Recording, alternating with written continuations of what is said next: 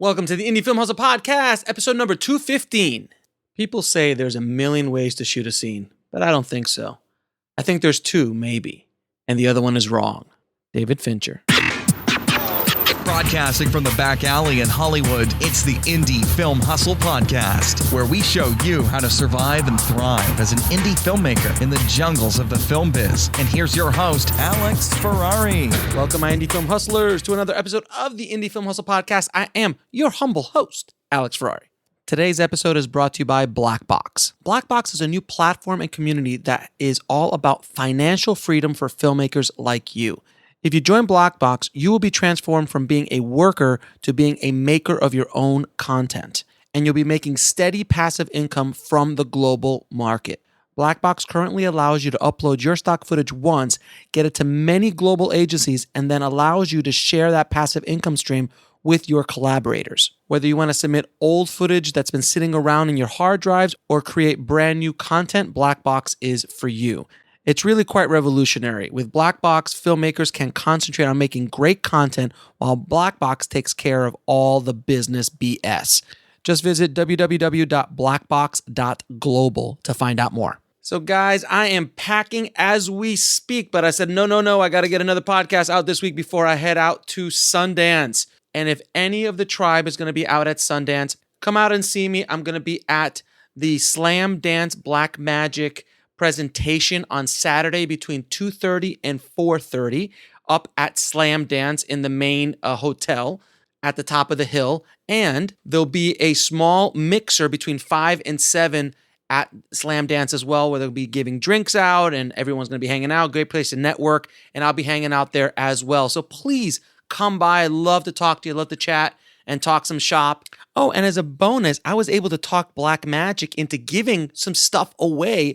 A little bit of a raffle. They're going to be giving away a Video Assist 4K, a DaVinci Resolve Micro Panel, which I would love, a DaVinci Resolve Studio full studio version, and a Fusion Studio license as well. So all you got to do is just show up, put your name, get a ticket for a raffle, which is free, and you guys can win some of that too. So I hope to see you guys there. I'll put all the information for the event in the show notes. Now, today's guest is Cole Wallacer. Now, Cole has directed music videos, commercial, high fashion spots, and done some crazy stuff. And has worked with some of the biggest stars in the world like Katy Perry and Pink. And he did all of this without going to film school. And that's what I really wanted to highlight in this episode. Cole went out and just hustled his way into a job and many jobs after that and learned along the way. And I just wanted to bring him on to show you guys that you don't have to go to film school to succeed in whatever you're trying to do.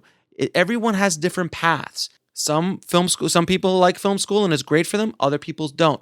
It's just different options, but you don't have to go if you don't want to. So without any further ado, enjoy my conversation with director Cole Wallacer. I'd like to welcome to the show Cole Wallacer, man. Thank you so much for being on the show. Of course. Thank you for having me. I'm super stoked. You know, we've never had a commercial director, high fashion kind of guy on the show because we focus mostly on indie film. But that's my roots. My roots come from commercials and music videos. And then that's how I kind of transitioned into independent filmmaking. And I still do those every once in a while as well. But there's a lot to be learned, especially in today's world, about, you know, the commercials and music videos and digital content and a lot of the stuff that you're doing. I think there's a lot of lessons to be learned. So I'm really excited to get into it with you. Cool. I'm super happy to share. I mean, I think that the landscape of filmmaking and content creation is changing rapidly, as we all know. So I'm happy to contribute to the plethora of information you're putting out there. This is great. Thanks, man. So you didn't go to film school. So how can you share how you became a world-dominating director like you yourself? Well, I'm still on my way, but I appreciate the compliment there. For me, you know, it started with, I think a lot of people too, this kind of occurs this way, like through skateboarding and snowboarding. So I used to skate. Spike Jonze model. Exactly, totally. Yeah, the Spike Jonze route, you know what I mean? A little bit different route overall, but still the same sort of beginnings where it's like, we would just film each other skating, and I kind of had a knack for it. People would just generally hand me the camera more often than not. Like, oh, Cole, you can get cool shots. You know how to shoot this stuff. So I started kind of getting into it back then. This was like in the 90s. Then learned how to edit VCR to VCR. And then I was like, oh, let me try to tell like a story, or let me try to shoot something, and it just basically progressed and got like one little job, like a tiny little thing and a tiny little thing. And it just kind of like worked my way up essentially. You are based in LA. So were you doing this all in LA? No, I'm from Vancouver, Canada originally. Mm-hmm. So that was a big That's why thing, you're so nice. That's why you're so nice. It could be a part of it. Yeah. I try to perpetuate that stereotype for sure, being a friendly Canadian. But yeah, I was in university, like going to school. I have a degree in psychology, and during my schooling, I started, I bought a Mac, I bought a DVX 100A. Yes. And yeah, they're like, that's my roots, like mini DV 24p. I was like, this footage is amazing. Yeah, it's just like Final Cut just like they ingested it beautifully. Totally. It's just so work. Yeah. Well, don't get me started. DVX 100A. Yeah. The DVX 100A was the beast, man. That was the beast of its day. So, I really started getting into it during college, and, I would just do my school, but like go home and shoot and edit. And then so in the midst of it all, I just decided, I was like, well, what do I want to do? Like, I enjoyed my degree, but like, what am I going to do with a psychology degree? And I'm like, I really want to be a filmmaker. Mm-hmm. At that point, I was like, I got to go to LA, because for me, there was no avenues back then for someone in Vancouver to direct. There was a big film industry up there, but it's like, it's crew, it's gaffer grip, Sure. whatever. Right. Sure. So I was like, if I want to direct, I got to go to LA. So I got a lawyer and got the whole deal and made the jump. And that was 11 years ago. Mm-hmm. And you just literally landed, and it's like, okay, let's start making stuff. Yeah, basically. So the other part of my background is I still dance, but I used to dance a lot. I used to, b-boy, breakdance, and like do hip hop choreography. Sure. And so when I came out to LA, my group of friends were very much involved, and still to this day, like very much involved in that world. And so for me, being a video shooter and editor back then, dance obviously was the easiest / coolest thing I could shoot. And so a lot of the stuff I did back then was involved in the dance community. And that actually got me my first couple big breaks. And so, for me, it's just like, it was really helpful to have that, because otherwise it's like, it's just so easy to make cool. You know what I mean? Like shooting dance is like, you get people to just do some cool stuff and you're like, oh, my footage is awesome. You know what I mean? So that was like the easiest way to like make some cool stuff. At the top of my career for sure. No, so basically you were using, because there's so many people that come, 11 years ago showed up to LA and trying to be, try to become a director, but you use what you had, your resources you had available to you, which was your talent as a dancer, to kind of open up, to get into that kind of subculture. And then start growing from there. So similarly to, and I'll use Spike Jonze again as an example, because I studied Spike's stuff back in the day in New York, and he was just constantly doing these skateboard videos till someone found him. In literally in a club. They were watching some videos up and like, who shot that? Oh, that skinny kid in the corner. Oh wow. and then he started getting commercials, and then from there it took off. But it's interesting, because a lot of people always want to know, how do you break in? How do you break in? And how long did it take you to get like that first gig after doing all those kind of cool videos? I mean, it wasn't, there's a moment that I attribute as sort of like my quote unquote big break, because there was sort of like my first bigger job for like a major artist. But like I had been sort of quote unquote working prior to that, even within the dance community. So one of my first jobs out in LA was like editing dance like reels and choreography reels and shooting little dance numbers for dancer friends. So those were like my first jobs, you know what I mean? But it was just like a friend going out, shooting a dance video in a park and cutting it together and like putting it on DVD, because YouTube like wasn't even a thing back then. You know what I mean? So those are like my first kind of little jobs. And again, like, I started getting better and started charging more, but like my first break job it's kind of this thing for Miley Cyrus. So in 2008, she did these online dance battle videos where like two crews of like dancers, one from the movie Step Up 2, and Miley Cyrus and her whole crew of dancers like had these online dance videos. And so the dance community, everybody's friends with each other. But I was better friends with Miley's choreographers. So these two women, Allison Falk and Teresa Espinosa, I've been friends with them for years. So they're planning to do this dance video, and they asked me to shoot it. So that was like the first thing that I had with like a major artist. Cause at that time, 2008, like Miley was Hannah Montana, like just taking over the world. Right. Sure. So that was like a really cool thing for me to have something kind of like on, out in public that people were talking about. And I met a bunch of celebrities and stuff through that. But it still was like everybody kind of get together and like shoot this little thing.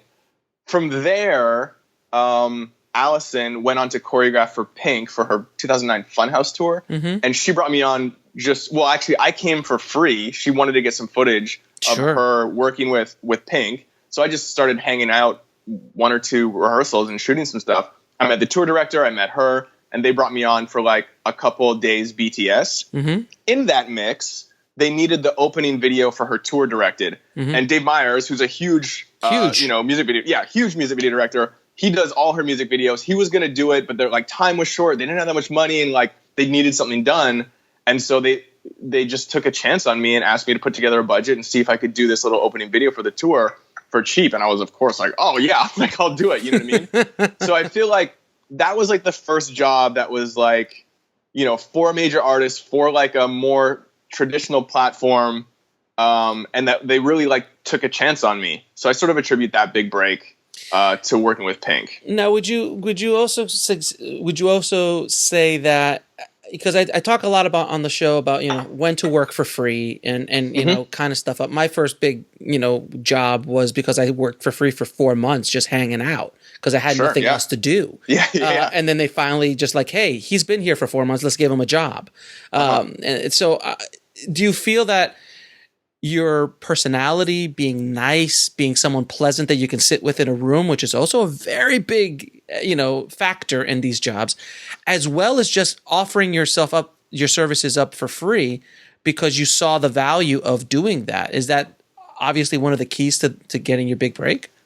Absolutely. If I wasn't willing to come shoot rehearsal for free, I would have never gone down that path and never started working with Pink. And like that turned into like an 8 or 9 year working relationship across a number of albums, across a number of different types of media with her. You know what I mean? So like it was this huge, huge thing. And if I was like had an attitude about it, like, like you need to pay me to show up, which people do. And like I have that attitude sometimes too, you know what I mean? Right. Definitely. But if I didn't sort of like see the potential value of that and be okay with working for free, I would have never had this career path. And so many subsequent things came from that moment. Like my whole career sort of was based on that, because from Pink, I got Katy Perry. And then from both of them, I started doing CoverGirl, and then CoverGirl led to Pantene and Almay, and like all this other stuff started from me going, oh yeah, I'll come shoot you for free for a day or two. Sure. Why not? You know what I mean? Like just being willing to invest in that, I think is hugely valuable. But you have to be, you can't work for free always. You got to pay your bills, right? Of course. So it's important to find that balance. And what you were touching on too, like these other factors, like when you first get into directing, it's like, my vision of it is like, oh, like here's a guy that is really creative and has all these really cool ideas. And yes, it's a huge part of like being a director, especially in like the music video and like short form content world, come up with cool ideas. But there's so much more to like you said, sitting in the room and like having a good meeting, or like, being either good to work with or being good at communicating, or just being like a good manager and team builder. Like those facets of directing are so much more valuable than I ever thought. And it took me a while to like be in that world and working as a director to really realize those lessons, So from the moment you landed in LA to the moment you got that job with Pink, working for free, how long was that? Well, I drove and my car broke down. No, not from the literally when you landed in LA. How long did it take in general? Like how many months, how many years before you got that? Let me think. Pink was, I guess, 3 years. Okay. I started in LA 2006, and I started working for Pink 2009. Miley was 2008. Pink started in 2009. So. And you were just doing any job you can get along the those situations. Just a ton of dance stuff, like editing, choreography reels, shooting dance numbers, a couple little music videos. There's a ton of dancers that are trying to be artists, so we did music videos for them, and just anything I could shoot, I was down to shoot. You know what I mean? So the reason I'm asking is because I want to impress upon the audience that like it doesn't happen overnight. And before you even got to LA, you had already had years of work that you were building up in Vancouver. Absolutely. I was shooting a ton of stuff in Vancouver. It wasn't like when I landed in LA, it's like, oh, now I'm here in LA and I'm going to start shooting stuff. It was it was years, just staying in Saturday night being like, oh, I'd rather edit something than like go out and party. And especially at like 21, you know what I mean? But I found myself wanting to stay in and wanting to just like create stuff on my computer rather than go be social was more satisfying for me. Now, can you discuss a little bit about your work with digital content? Because I feel this is an area that a lot of filmmakers don't even know about, and it is a potential place where they could start working. Yeah, absolutely. It's growing exponentially, and it's really, I've been fortunate enough to sort of be in the mix, and even with some of these really big ad agencies, as the tides are sort of changing in this respect, right? So when I first started working for CoverGirl, which I think was, I don't even know the year, 2010, 11, I think. There was just like Facebook. I mean, YouTube was a thing, but like we would make some content and like, okay, we're going to put it on Facebook, right? And Facebook wasn't Facebook in 2010, 2011 yet. It was still not the way it is. Yeah, it was growing. It was growing. MySpace was still all the rage. Yeah, definitely, right? But we were like making content. There was like kind of some ways to put content out, but it was just good to like have behind the scenes, whatever, right? Sure. And it was very much like, for a campaign, they would do a print ad, a broadcast ad, and then like they'd have me or somebody there just shooting some behind the scenes. That was like the very first thing. As time went on, like as a few years started to pass, they started to realize, and I started to realize, that all of the eyes on their, like from their demographic were not reading magazines, were not watching TV. They were consuming almost all of their media from digital content, from social media, from Facebook, from Instagram, from YouTube. And so there was a moment where, the ad agency pulled me and this other still photographer that does a lot of this stuff together aside and was like, okay, here's the deal. We don't care about broadcast. We don't care about print. We only care about what you're doing, because what you guys do is what our sort of demographic, consumes. And we were like, oh, this is crazy. Like, it's been, the broadcast and print ads have been standard for decades, Yes. And so now they're going like, we don't care about that. We care about what you're doing. So the pressure was on, but then also I was like, well, can we get the budgets that you give out for the broadcast ads?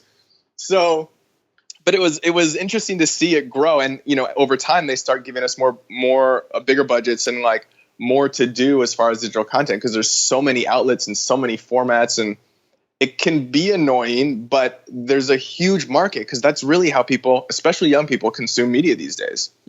And what is exactly the digital content? Just basically behind the scenes commercials for? Well, it originated as behind the scenes, but now we do like our own content. So, it's hard to put in a box, because it's really like really anything. It's anything, yeah. It's anything. But like, there's really cool jobs, and even I got a job just recently where I flew to Albuquerque to shoot like an Instagram story and make a little video from this like hot air balloon event. But I was like, this is awesome. Like, I get to go to this cool event, but like, and the budgets was like not bad, like like worth my time.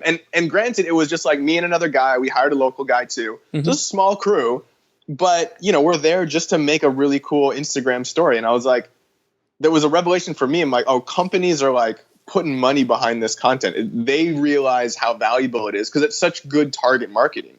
It's like everybody who follows that company is interested in that company. So if you're making good content, you're going to engage them, rather than the traditional media, print ad. It's like, only 10% looking at that print ad is caring about what you're saying. So it's like, it's very low targeting. You know what I mean? Right. It's getting away from the interruption marketing, as opposed to more of a content marketing. Yeah. But it could be short form. It could be anything from, like an Instagram story video, or, an edited piece or whatever. But the cool thing now, what brands are doing, which I'm finding really exciting, is they're basically paying for cool ideas by just attaching their brand. So there's a big market nowadays where if you have a cool idea or a cool story you want to tell, you can basically go to any company or go to like a marketing company and be like, hey, I have this story about, these like this homeless skateboarding crew that's super cool. You know what I mean? And like, I want to go tell this story. You can partner with a brand. The brand's going to give you money to tell that story, and then they're going to just use it, as a thing that might go viral. So it's like companies are now funding all these really unique stories that are short form, anywhere from like 3 to 5 minutes. Yeah, so kind of like what Casey Neistat does on YouTube, and those guys, all those YouTubers do similar stuff like that, where they go Totally, off, yeah. and they get sponsored by Samsung or Red Bull or something like that to go off and direct a short film, basically. Yeah, absolutely. So there's just there's infinite amounts of opportunities and options in the digital sphere right now that actually have money behind them. And it's growing exponentially, like you said. Absolutely, yeah. So it's an exciting area, and for me, like when it started, I was not against it, but like growing up, I was watching broadcast commercials. So I'm like, Sure. I want to do broadcast commercials. Like, I don't want to do this like digital stuff because at first, nobody was doing anything cool on it, right? Sure. But now I'm like, oh, everybody's making cool stuff, and it's a great sort of ecosystem to be a part of. Yeah, it's like being a YouTuber in 2005. Not very sexy. Yeah, no. But now it's like, yo, there's YouTubers making a ton, making like 200, 400 grand a year off making YouTube videos. And I'm like, wait a second. Some are making that a month. Yeah, totally. Yeah, the top ones are making millions, but like there's a huge population that like people you don't even know about, and they're making a couple $100,000 a year. That's what I find fascinating about the whole landscape, is that there are people out there, because before there was only three channels you could watch, and there was only so many movies that was it. That was all it was. Mm-hmm. And all the stars were the stars. There was Tom Cruise, there was Brad Pitt, and these are the stars.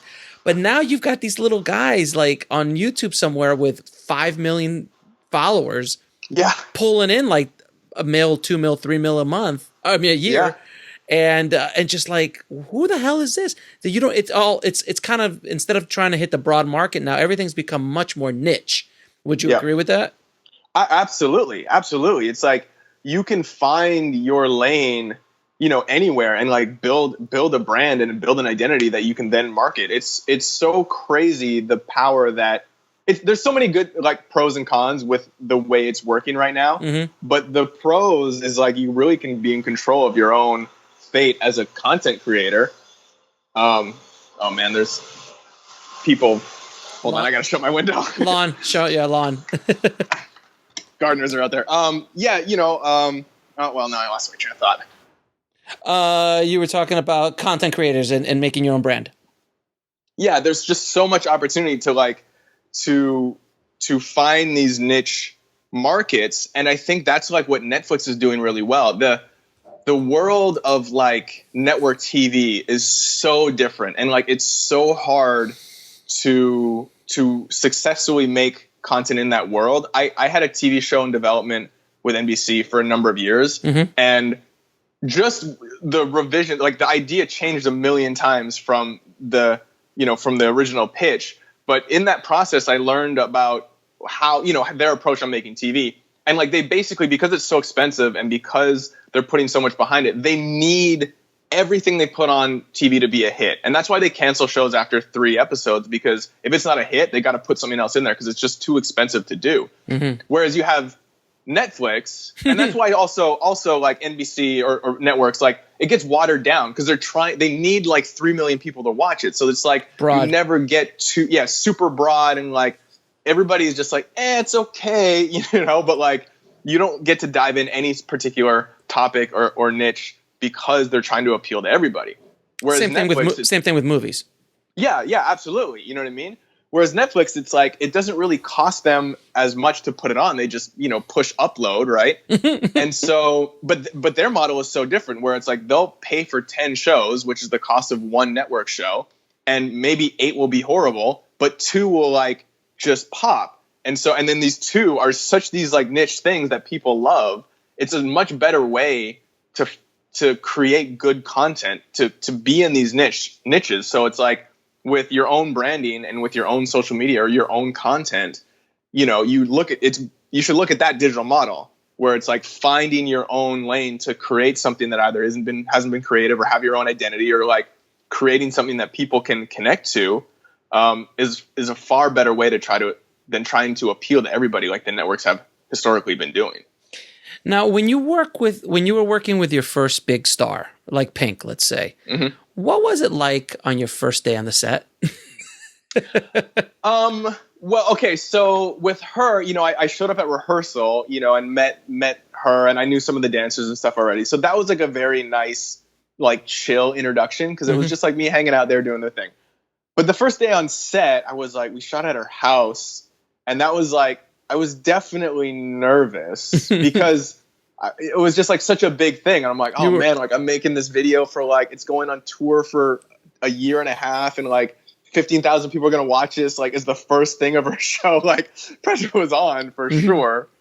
So definitely just nervous going in. But I feel like the actual day of, it was fine. I just made sure I was super prepared as far as like shots and what we needed and what the plan was. Right. Because I definitely didn't want to be caught on set going like, I don't know what to do. You know what I mean? Which happens sometimes. So I was definitely nervous, but I think I probably over prepared, just to make sure we never fell behind or nobody was looking at me like, what should we do? And I didn't have an answer. Right. This kid doesn't know what he's doing. Get him out of here. Yeah, exactly. That was my biggest fear. I was like, as long as I just get through the day and don't look like an idiot, I think I'm fine. Now, how do you deal with agency, clients, and talent on these high profile commercials that you do?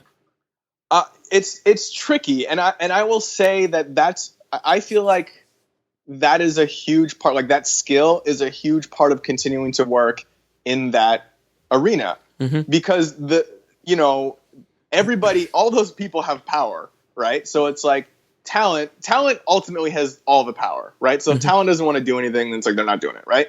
Client has power because they're paying for it. So, they'll say, oh, this and that. And then agency has power because it's like they put that idea together. So hopefully they're all in alignment, but often they're not. Right. And so most of the time. Most time they're not. And so it takes it's a very specific skill to like, manage all these different personalities, but still get what you want to get in the can. You know what I mean? Because you're still there trying to do your best job too. So often for me, I've been fortunate enough to come in usually with the talent side, like with CoverGirl, I came in with Pink and like with a pre-existing relationship with Katie. So it's like, I can always kind of defer to being like with them, So, I can always go, oh, well, Katie doesn't want to do this. So it's like, we can't do that or whatever. You know what I mean? You're in the talent camp. I'm on the talent camp. Yeah. At least I try to align myself in that way because they ultimately have all the power, right? So that's one thing. But, there's been so many instances where you're on set and, the creative director from the agency is wanting to do something, the client's wanting to do something, and you're just really trying to appease it and make your day and your schedule. I don't know if there's any like specific piece of advice other than just got to do it. Just being nice. And like, but I think one lesson I've had is that like, there's a limit where I realize that I can't do what I set out to do. And I don't necessarily give up, but I'll sort of like, I know that like someone is like going to overbearingly force their opinion on the production.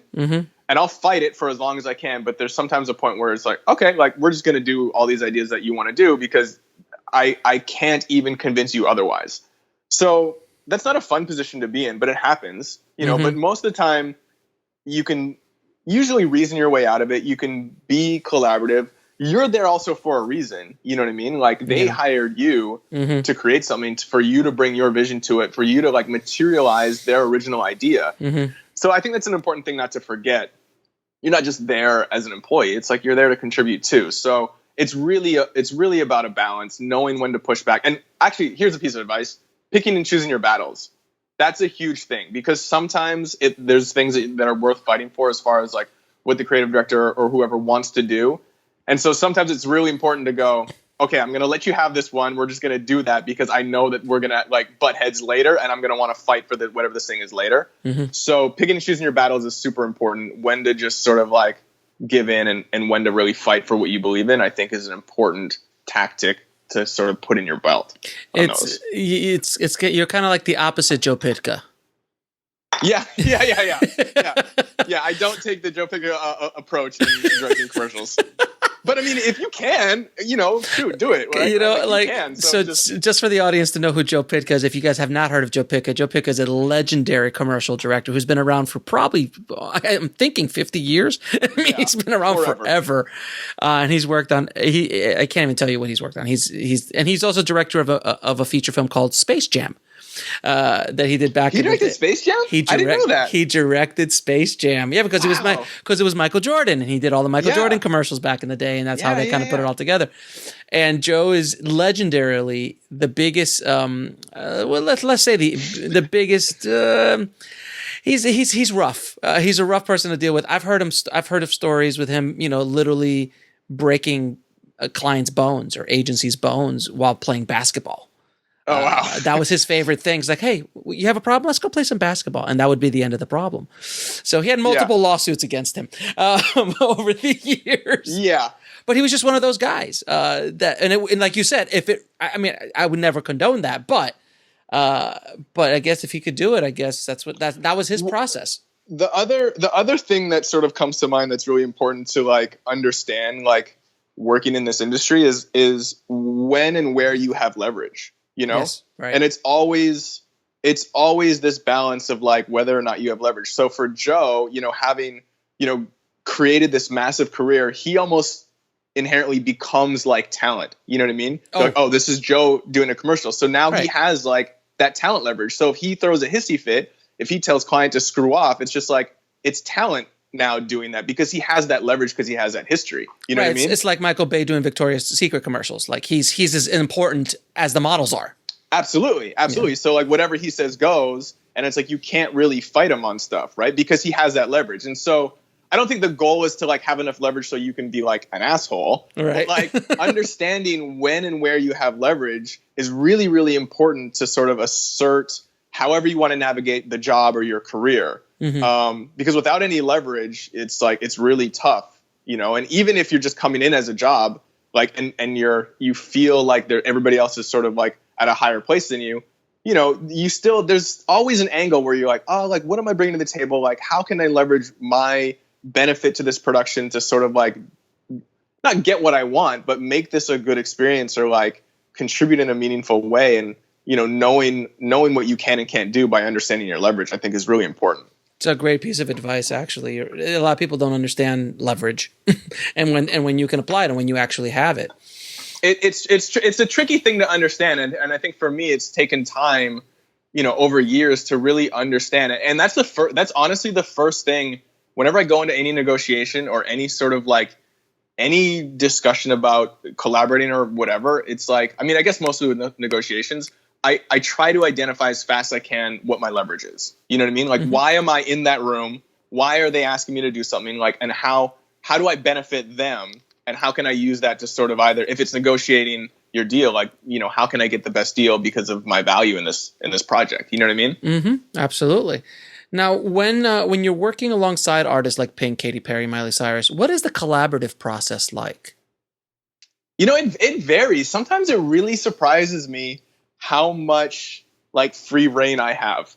You know what I mean? So for some of them, it just depends on the job, obviously. For like when we're doing like cover girl stuff, the agency is very specific with the whole campaign and what they need, and you're very regimented. Yeah, exactly, right. But I did these 4 music videos for Pink in 2010 or 11 that were playing for this festival tour she was doing, and the whole theme was like a freak show carnival thing. So her management said, here's 4 songs we want you to write treatments for. General ideas, kind of, it's like she's a circus ringleader and like she's a bearded lady and then she's a giant, like all these different freak show ideas for like these 4 music videos. So I went home and I wrote out 4 different concepts for these 4 different music videos and I sent them off to management and to her, and I didn't hear anything. And I was like, are there notes or like, do you guys, is it good? And then I got a word like, okay, good. We're going to shoot them. And I was like, nothing? Like, no, nothing, no notes, no consideration. It's just like, okay, first like draft, like we're just going to go shoot it. So that really surprised me. But at that point, we had a really good working relationship. And so they trusted me. But it varies from that where it's like, Cole, come up with some ideas and we're just going to go do them, to very, very detailed, specific things. So it really spans the whole range. Like sometimes people are cool and sometimes they're micromanaging what you're doing. So it doesn't, it varies every time. Unfortunately, I can't be more specific than that. Sure, of course. Now, Yeah. what are some of the challenges of working alongside, megastars? Because I'm sure there are some. Oh yeah, definitely. I mean, scheduling is the trickiest aspect because they're so busy. Mm-hmm. It's like, your shoot can always get pushed, last minute. You're there and they're like, oh, they're not coming because they have this extra XYZ thing they got to do. So scheduling is always an issue. And even in the day, they're always like, the crew's doing 12 hours, but they're 3 hours in the chair. And then they have a hard out at this time. So you're really only getting, 6 hours with them. Right. Mm-hmm, mm-hmm. So scheduling is always like a tricky thing.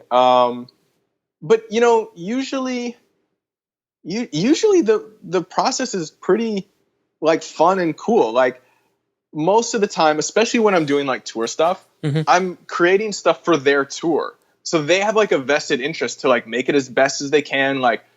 This is for them. I think in the commercial world, it's less for them. If they're doing a campaign for some company, mm-hmm. They're doing the campaign for that company. They're less vested in doing everything that they can to make it the absolute best that they can. Mm-hmm. But when it's for their tour, I get that super hardworking, there to the last minute version of them because this is for their tour, right? Right.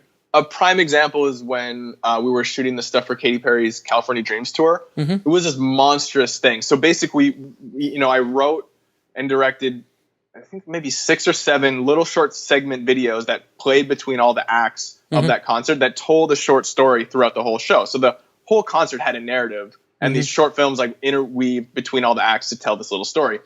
So we shot over 3 days on this stage. First day was a build and pre-light, and then we shot 2 days with her. The first day was 14 hours. The second day was almost 17 hours. Yep. Insane shoots. But she was there to the last shot, and we're at hour 15. She went up to her green room. She grabbed a bunch of beers, brought them all down for the crew, and just thanked everybody for being there. Handed out beers, and we got the last hour in. So that kind of thing, I'm you're really, you're here working just as hard as everybody else, So that really impressed me and always sort of stayed with me as far as, working with Katie on that. Now, what are your views on the ever-changing landscape of filmmaking technology? I mean, that's a great question. I think that there's, like we touched on before, there's so many benefits. I mean, I think that there's some negatives, but there's so many more benefits that I think are so cool with what you can do today. It excites me, mm-hmm. The idea that you can, go shoot a feature, edit it on your laptop and put it out to the world is awesome. That literally was there was gatekeepers and you literally could not do that mm-hmm. 10 years ago. Right. Mm-hmm. Mm-hmm. So that's super exciting. And just how, technology is getting better and better, you can shoot better and better. I think the determining factor now is talent, not so much equipment. Because before it was equipment. If you had access, to film cameras, whether or not you were good, you were making something. And because no one else was making anything, because they didn't have access, sold. People were watching. Yeah, it would sell and people would watch it, right? Right. So, it's harder to get noticed because everybody's making stuff, mm-hmm. but you have that opportunity to go make your own thing and the cream will rise to the top and the best stuff will get seen. So I think that's really exciting. And even if your stuff doesn't get seen, just keep making things until you're better, until it does get seen. That's sort of my approach. That's that's exactly what I say. It was just keep, if you can't be good, be prolific. Yeah, exactly. Totally. And because people ask me all the time, I want to start directing. I want to start doing this. I'm just go shoot stuff. If you really want to direct, you're going to have a lifetime of making things. So don't be so precious about what you're doing or make something perfect. Go make some garbage. And then next time, make some little bit less garbage, until it becomes good. I push that concept all the time. Now, how do you achieve a work-life balance, man? Because you're constantly running around all over the world shooting these things. What kind of advice do you have to have that kind of work-life balance, which I think all of us as filmmakers have a problem with because we're carnies. We're carnies in general. Of course, yeah. I think that's been my biggest lesson. You know what I mean? Because, when you first move to LA, it's you're hustling so hard and you're trying to get every single job. And it's again, Saturday night, 10 o'clock, you could go out or you could work on a script or work on some edits. You know what I mean? And so, and when you're really driven, you want to do that. Right. And I think that that's good. And I think that there's a part of your career that you have to put in those hours and you have to put in that work.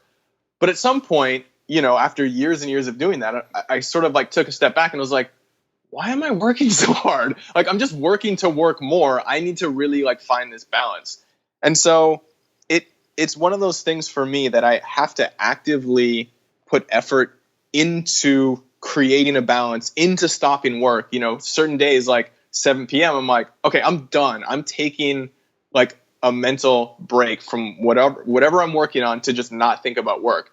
And I ultimately think that makes me a more productive and a more proficient sort of, creative and worker, rather than just hammering it nonstop. I don't think that actually serves you better. It's important to be able to buckle down, but I have to schedule time to go relax or to go surf or to go work out or whatever, you know what I mean? And I think that it just took time to realize the importance of actually scheduling that in to take a break, because you need it.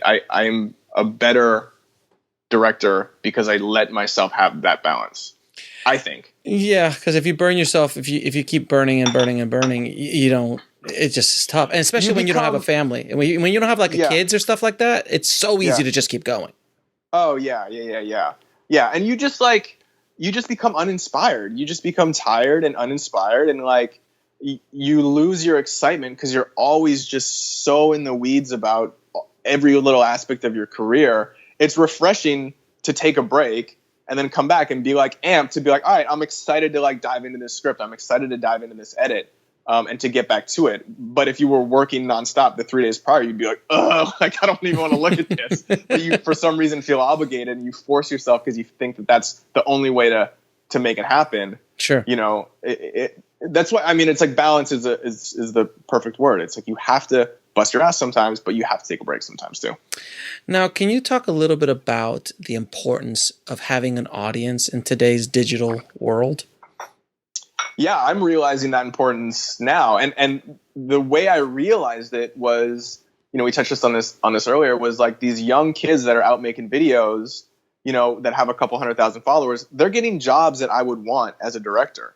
I'm like, wait a second. You know what I mean? Right. Like, you know, these kids are like, I mean, they're making cool stuff. I don't want to discredit them, but like they haven't, they're not as versed in like production, you know, as someone who's like been in the industry for a while, right. And of no fault of their own, they're just out making content, but they're also getting jobs for brands with decent budgets to make cool stuff that I'm like, I want that job. You know what I mean? Mm-hmm. So, and they're getting it because their audience is built in.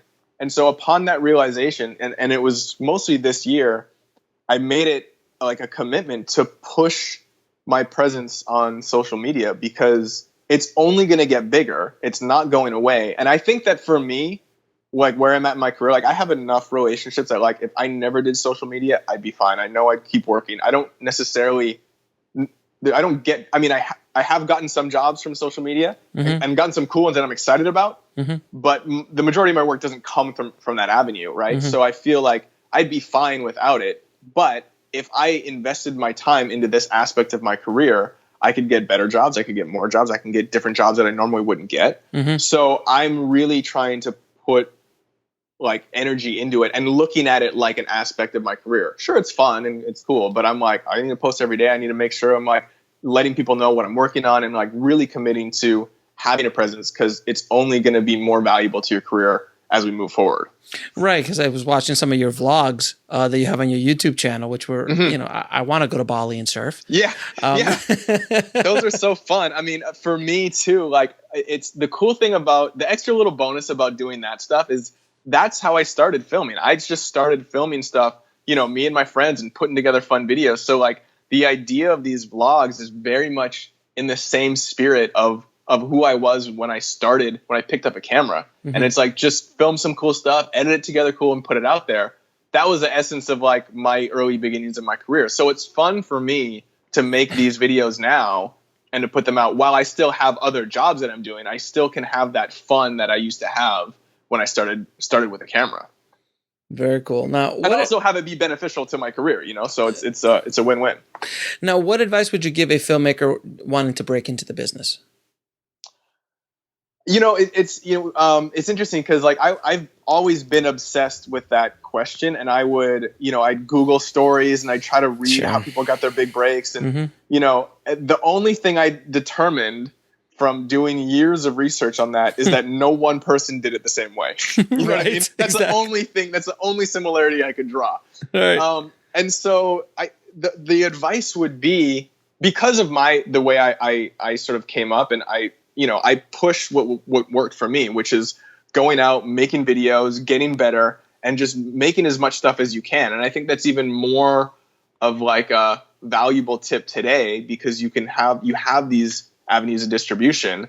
But it's important to just make cool stuff and to keep making stuff and to keep getting better, because as you get better, people are going to take notice, And I just think it's important to learn by doing, rather than, just have you guys should read books too. I'm not saying don't read books, but like, don't just have your head in a book and then think about why you can't go actually make something.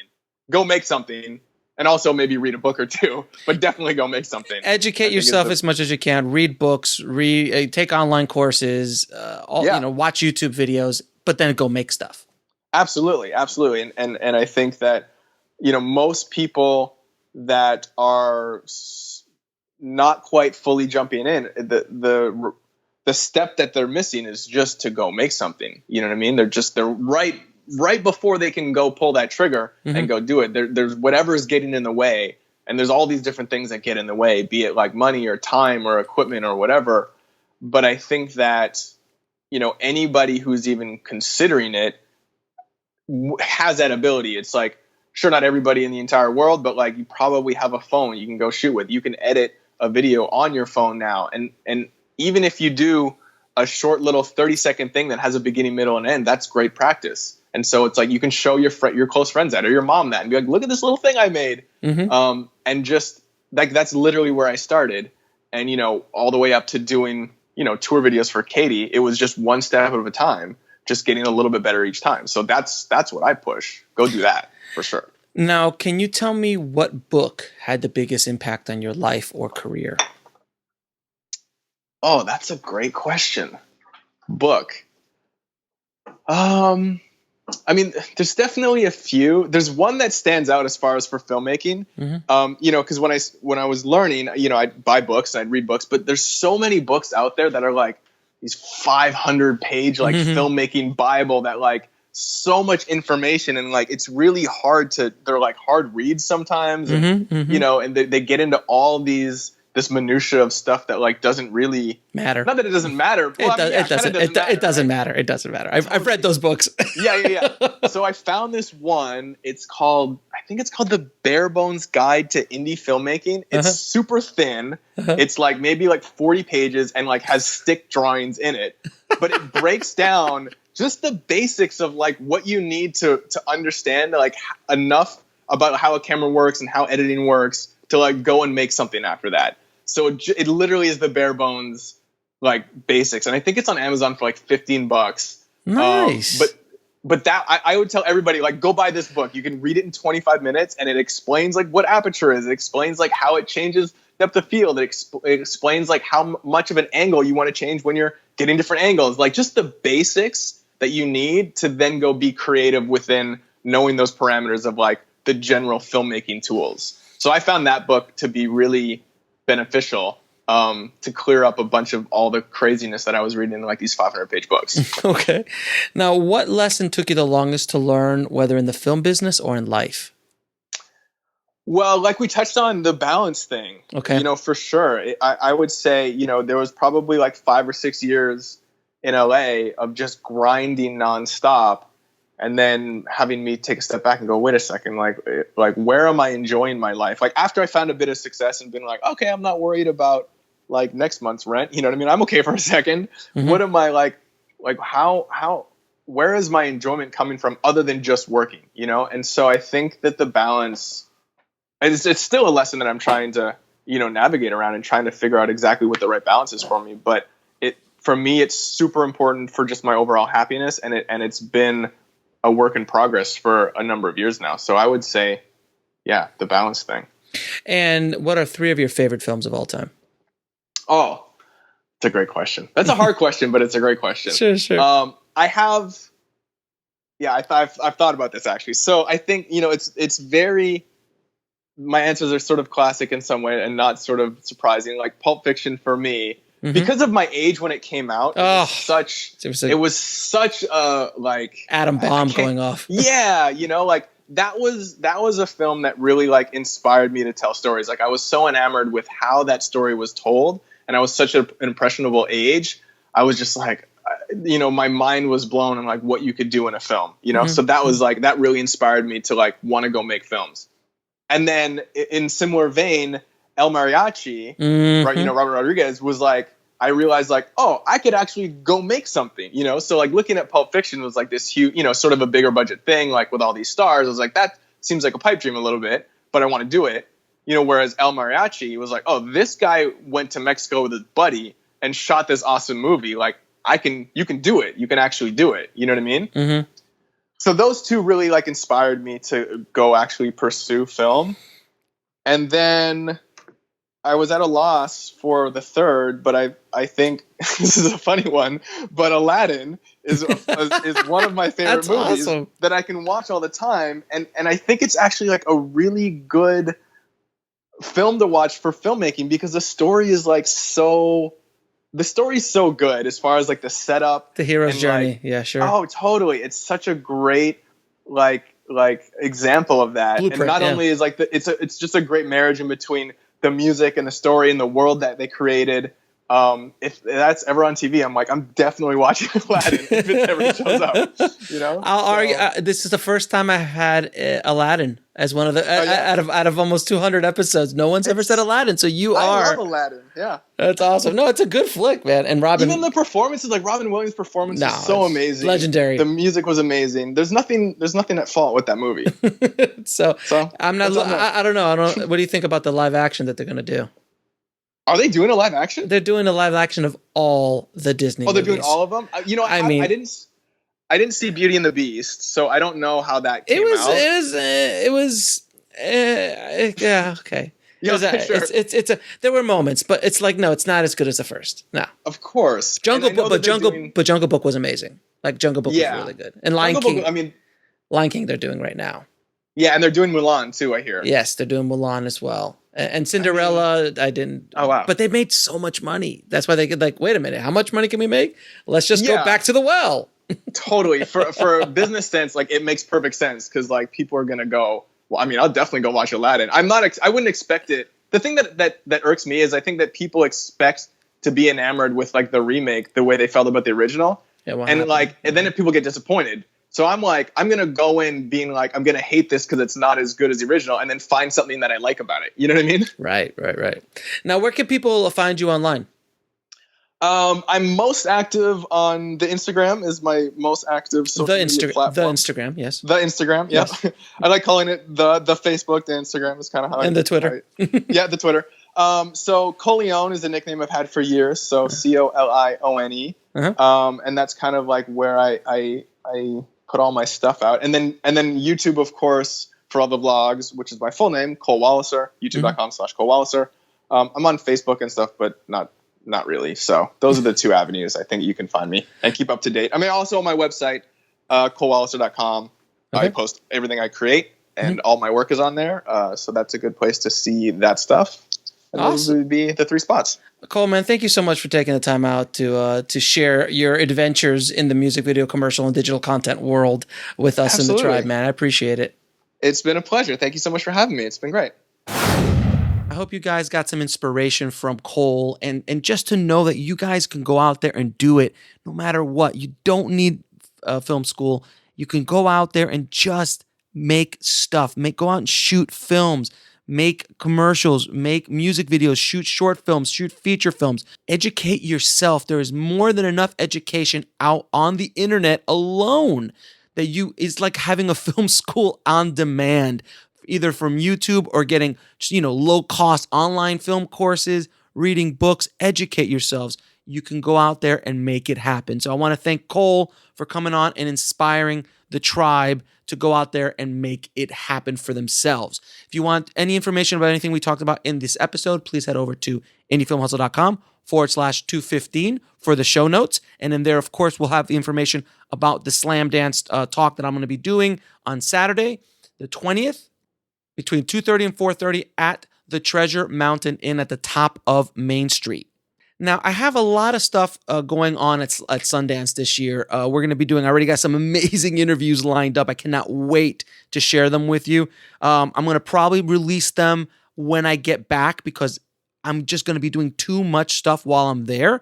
There will be some other podcasts going out this week, and then I'll start one next week. Around Wednesday, I'll probably release the next one, and then I'm going to start releasing all of this content out while Sundance is still going on next week. Just wanted to give you guys a heads up. And I've got, a really big kind of thing I'm working on. I'm going to talk to you guys about that later, but just know that there's a big surprise for you guys coming up very, very soon. And I think you guys, your minds are going to be blown when I tell you guys this stuff. So don't forget to share this podcast with as many people as you can, as many filmmakers as you can. Please retweet. Please share stuff on Facebook. Email your friends. Let them know about the podcast because I really want to get this information out to everybody and build up the tribe and build up the indie film hustle movement to show as many filmmakers, screenwriters, and artists out there how to survive and thrive in this film business. So keep that hustle going. Keep that dream alive, and I'll talk to you soon. Thanks for listening to the Indie Film Hustle podcast at indiefilmhustle.com. That's INDIEFILMHUSTLE.com.